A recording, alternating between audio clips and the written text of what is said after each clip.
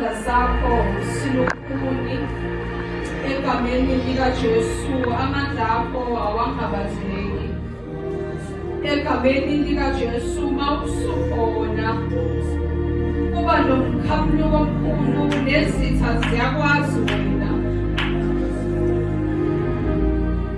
Usamandla lonke, uNkulunkulu that never conforms and submits to other gods. uNkulunkulu owahlula udagoni, uNkulunkulu oswakalayo.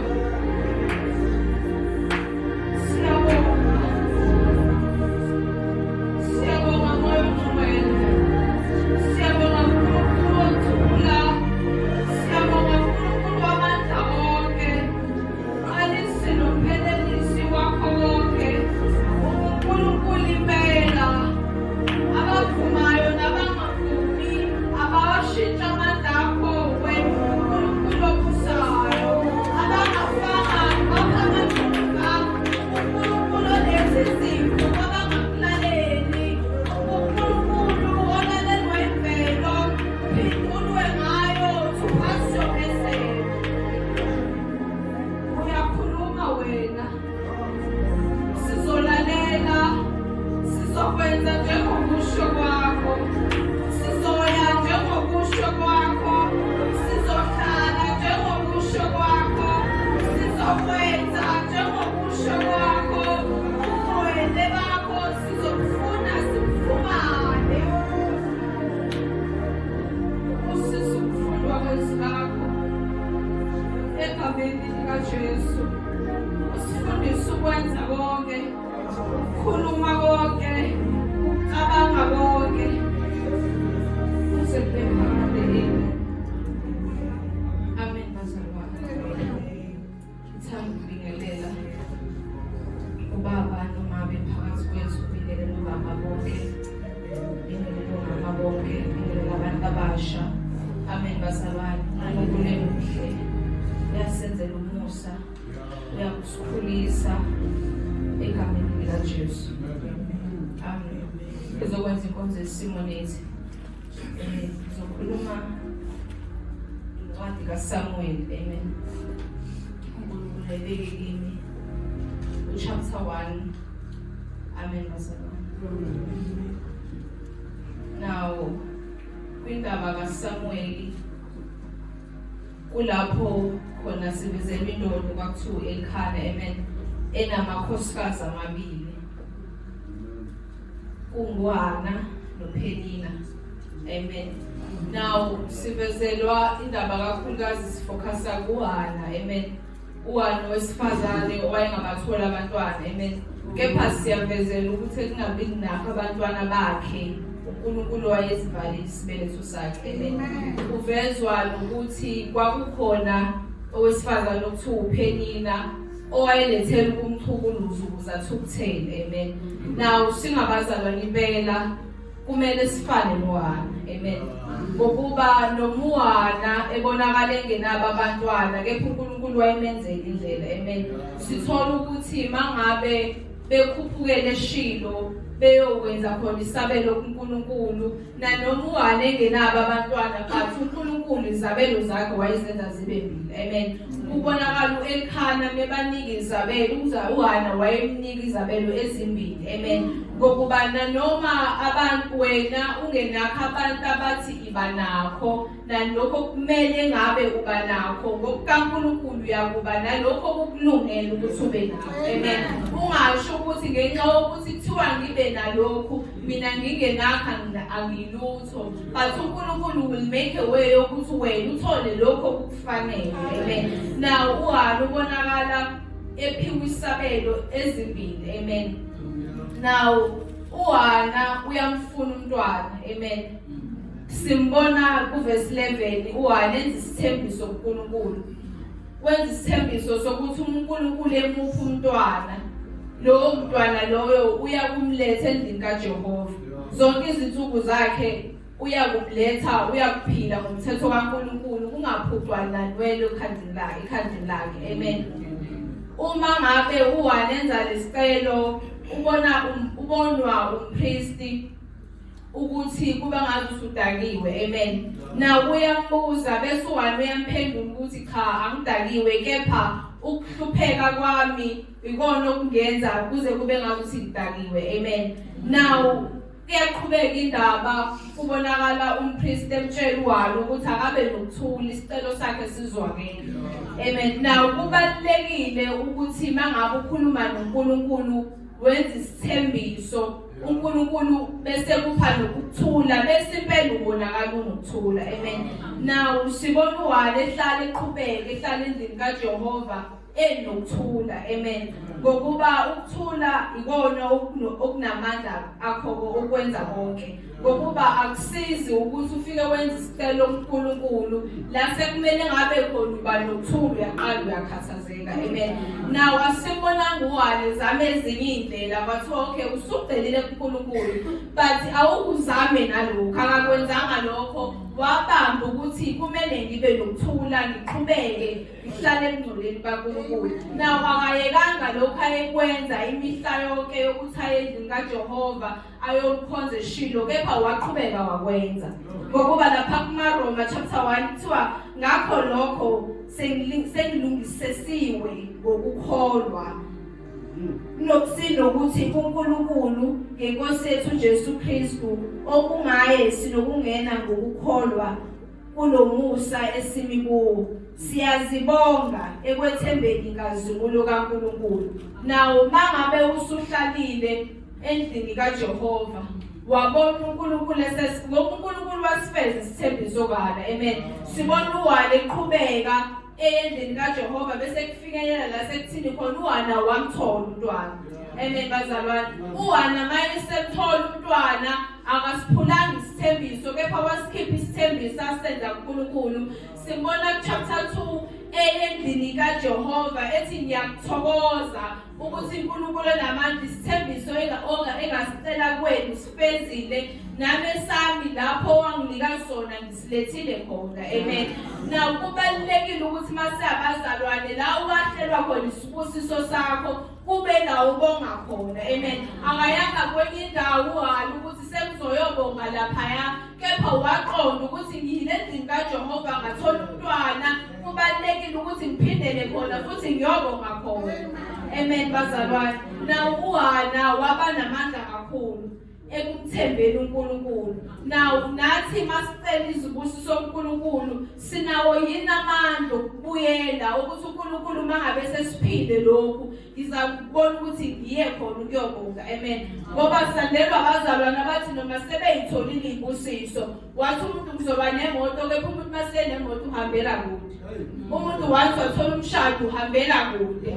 Uthole izibusiso zakho zehlelephi sangakubona usuzobonga uNkulunkulu ukuthi isicelo sami Nkosi sizulile. Uhlalile isikhathi ungafundanga.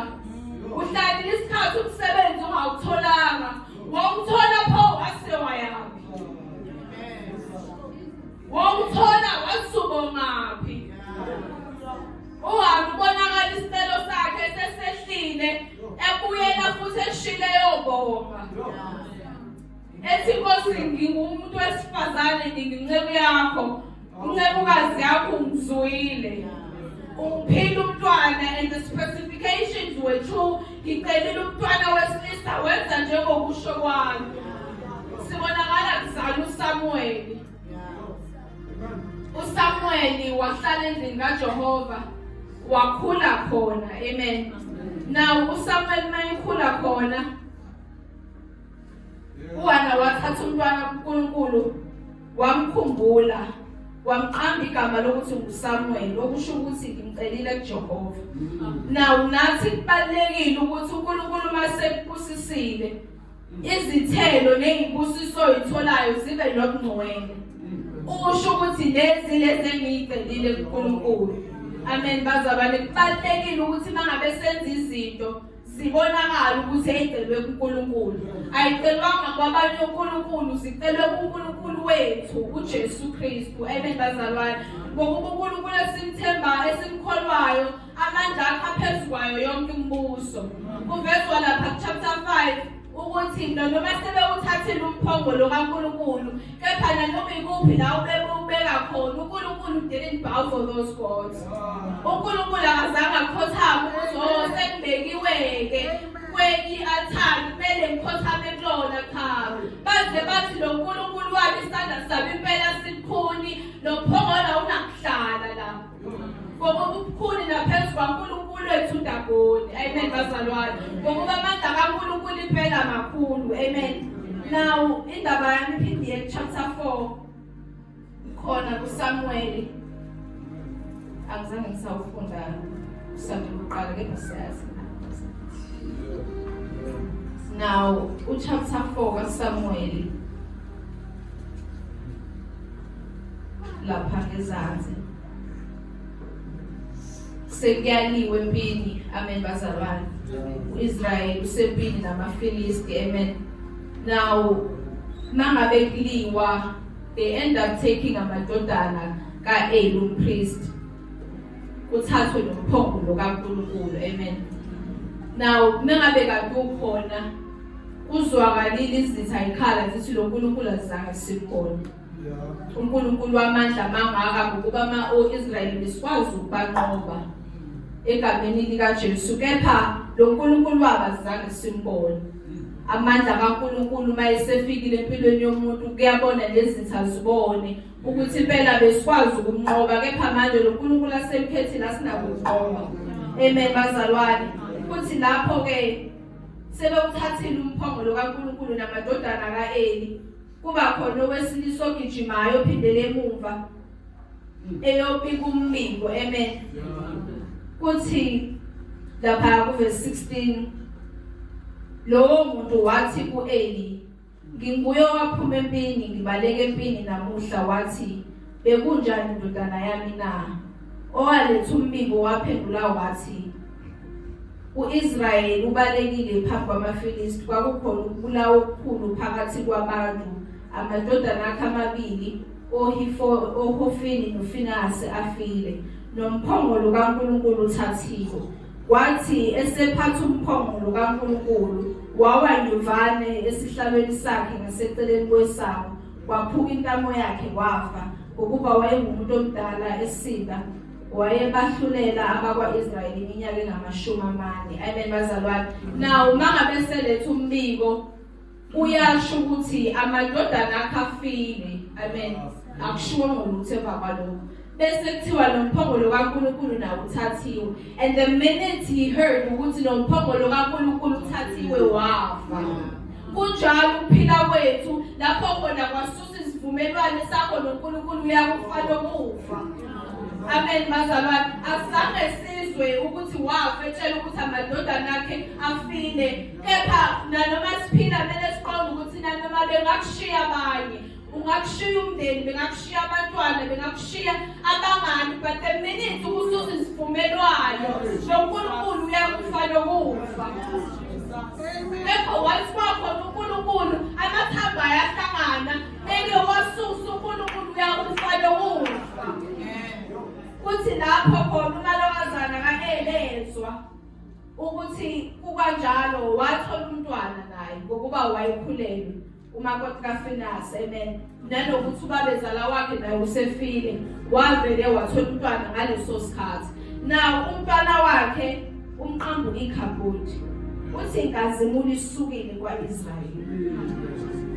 Kuthe kuzala uSamuel kwathiwa ngimcelile kuJehova ngokuba bengihlele ebukhoneni kaNkulunkulu.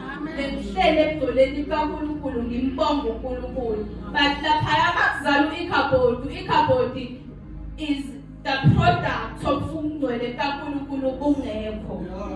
Now mele kube ne-difference kuthina kubonakala ukuthi izithelo esizithelayo izithelo esizicele kuNkulunkulu futhi nezithelo ezibe khona uNkulunkulu engekho siyabonakala. Ukunxusela kwami lapho ukuthi akubonakala izithelo zobungcwele. Ngokuba bekwasusa ubungcwele futhi nezithelo zakhona zikhona. Amandla kaNkulunkulu makhulu abawabongayo bayathokoza kuwo. Amen bazalwane. Na uyangibusiswana mekhuleka uthi inhliziyo yami iyethaba kuJehova. Uphondo lwami luphakeme kuJehova, umlomo wami ukhamisile phezu kwezitha zami.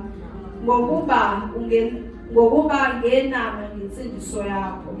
Akakho ngcwele njengoJehova, ngokuba akakho noyedwa ngaphandle kwakho, futhi alikho idwala elinjengoNkulunkulu wethu.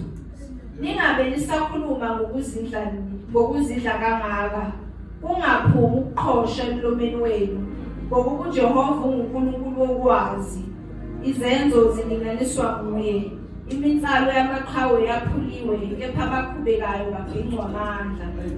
Ababesuthile baqhashelwa isinkwa, ababelambile sebeyekile ukulamba. Yebo, uyinyumbezela abayisikhombisa nabantwana abaningi uyawuma. Amen bazalwane. Ukubonga, amen bazalwane, kuzo zonke izithelo zasekungcoleni uphinde ubuyele khona emngcoleni uphinde ubonge. Ungashintshi indlela ngenxa yokuthi usukutholile. Wena wenza isithembiso noNkulunkulu wathi njengoba ngingena ngihlala emngcoleni bakhona-ke ngikudingayo, wakuthola uyaphi.